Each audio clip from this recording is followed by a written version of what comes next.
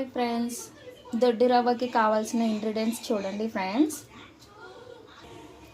Hi friends, నెయ్యి వేడి అయిపోయింది. ఇదిగోండి, దొడ్డి రవ్వ వేసేసుకొని సేమియా వేసుకొని అండ్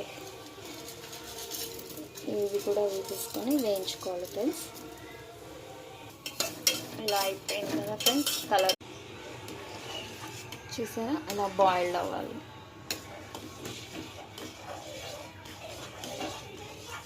ముందుకే బెల్లం వేసుకోవాలి